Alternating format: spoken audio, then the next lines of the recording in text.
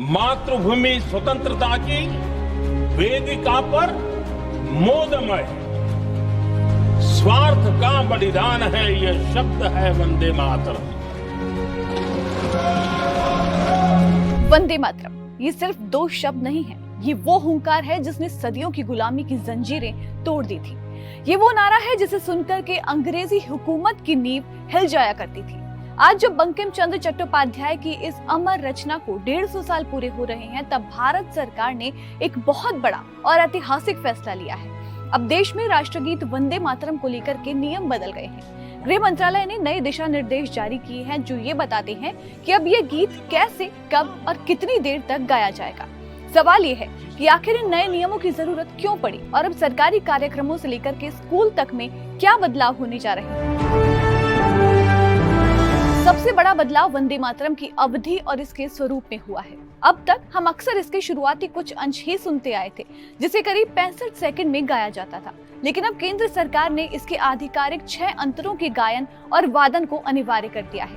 गृह मंत्रालय के मुताबिक अब वंदे मातरम के पूरे स्वरूप को प्रस्तुत करने के लिए 3 मिनट 10 सेकंड का समय तय किया गया है, यानी कि अब ये गीत अपने पूर्ण वैभव के साथ में गूंजेगा। इतना ही नहीं, सरकार ने एक बहुत ही महत्वपूर्ण प्रोटोकॉल को भी सेट किया है। अगर किसी कार्यक्रम में राष्ट्रगान यानी कि जन गण मन और राष्ट्रगीत वंदे मातरम एक साथ प्रस्तुत किए जाने वाले हैं, तो अब सबसे पहले राष्ट्रगीत गाया जाएगा। ये नियम स्पष्ट करता है कि हमारे सांस्कृतिक और राष्ट्रीय गौरव का स्थान कितना ऊंचा है। सरकार ने उन मौकों की एक लंबी लिस्ट जारी की है जहां पर वंदे मातरम का वादन और गायन अनिवार्य होगा। अब तिरंगा फहराने के दौरान राष्ट्रपति और राज्यों के राज्यपालों के आगमन और उनके प्रस्थान के समय इसे बजाना होगा। साथ ही जब भी राष्ट्रपति राष्ट्र के नाम संबोधन देंगे तो उस भाषण से पहले और बाद में वंदे मातरम की धुन सुनाई देगी। सिविल सम्मान समारोह और आकाशवाणी दूरदर्शन के विशेष कार्यक्रमों में भी अब ये अनिवार्य हिस्सा होगा। लेकिन सबसे बड़ा संदेश दिया गया है हमारे भविष्य यानी कि बच्चों के लिए। सरकार ने साफ कहा है कि देश भर के स्कूलों में दिन की शुरुआत राष्ट्रगीत के सामूहिक गायन के साथ होनी चाहिए। ये फैसला बच्चों के भीतर राष्ट्रभक्ति की भावना को और गहरा करने के लिए लाया गया है।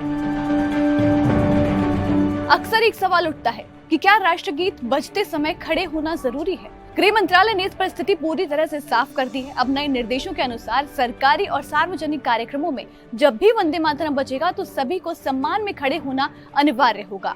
हालांकि आम जनता की सुविधा को देखते हुए सिनेमा हॉल जैसे स्थलों पर इस अनिवार्यता को लागू नहीं किया गया है। अगर हम इतिहास के पन्नों को पलटें तो वंदे मातरम का सफर बहुत ही गौरवशाली रहा है। बंकिम चंद्र चट्टोपाध्याय ने इसे अपने उपन्यास आनंद मठ में शामिल किया था। 1896 में पहली बार कांग्रेस के अधिवेशन में इसे सार्वजनिक रूप से गाया गया और 26 जनवरी 1950 को इसे आधिकारिक तौर पर राष्ट्रगीत का दर्जा मिला। आज 150 साल बाद ये नए नियम इसी विरासत को नई ऊर्जा दे रहे हैं, ताकि आने वाली पीढ़ियां इस महान रचना की गहराई को और बेहतर ढंग से समझ सके।